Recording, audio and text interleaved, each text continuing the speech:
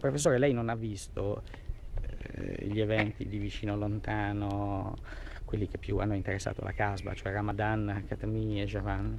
No, li ho seguiti solo attraverso la stampa, da quello che è stato riferito dalla stampa e da alcuni partecipanti. E cosa è stato riferito, visto che poi noi siamo chiamati, diciamo, in qualche modo a discuterne domani sera?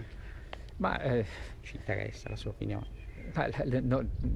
Quello che è stato riferito non mi interessa in quanto tale, cioè forse quello che è stato riferito è interessante per riuscire a capire un po' il contesto in cui il tutto si è verificato e anche più in generale un contesto culturale locale, che non è solo comunale ma forse anche regionale. E l'idea che mi sono formato è sostanzialmente questo, che forse, cioè animati sicuramente da buona volontà, forse dalla voglia di creare ponti e creare momenti di incontri e così via, si cerca di dare una rappresentazione diversa da quella che la realtà effettivamente è.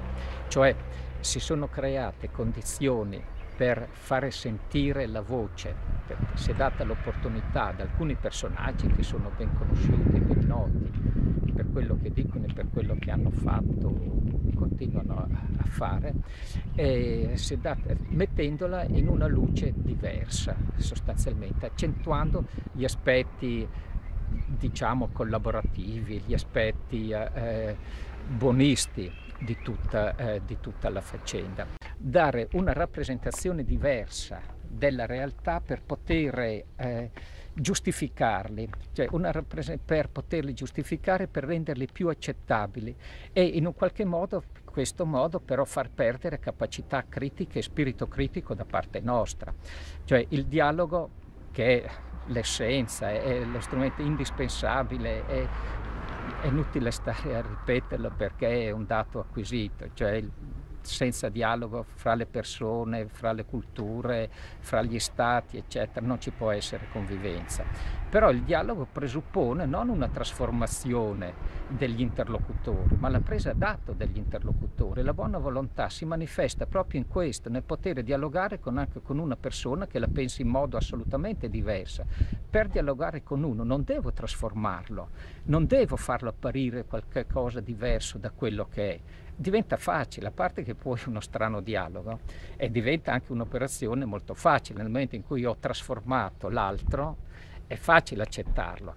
È più difficile però e più produttivo invece condurre il dialogo su una base molto seria, molto anche realistica, per cui ecco, forse l'osservazione critica che si può muovere a quanto è avvenuto in queste manifestazioni è stato questo, di lasciare sostanzialmente spazio ad una sola voce, di dare la propria rappresentazione, di esprimere quel sé che non necessariamente corrisponde poi alla realtà e che quindi alla fine poi non aiuta assolutamente la crescita della comprensione reciproca e non aiuta la crescita di un dialogo effettivo, di un dialogo reale. Io credo che la verità sia comunque il fondamento sul quale poi si può costruire effettivamente rapporti e rapporti duraturi a quel punto e non momentanei situazioni gratificanti. Mi sembra di capire che sotto, diciamo, la veste lusinghiera di un confronto tra l'altro con un paese e una figura centrale, no? Si sia consumata un'operazione quasi psicologica che andrà analizzata forse con maggiore attenzione, però questa operazione psicologica comunque un cortocircuito l'ha avuto. La vicenda Javan mi pare, diciamo, indicativa. Lei cosa ne pensa? Ma questo succede, i corticircuiti succedono quando si vuole dare una rappresentazione distorta della situazione, perché poi la realtà si impone da sola. Quindi ecco perché dicevo che non aiuta il dialogo, non aiuta la comprensione, voler dare una rappresentazione diversa dell'altro, perché poi implode, c'è una sorta di implosione, cioè la realtà, i fatti si impongono sulla rappresentazione che noi ne vogliamo dare. Quindi quanto più la rappresentazione che ne vogliamo dare è distorta, tanto più i fatti poi hanno un effetto dirompente contrario agli obiettivi che ci si era posti. Certo, quindi diciamo che siamo anche noi qua a Udine assaliti dalla realtà.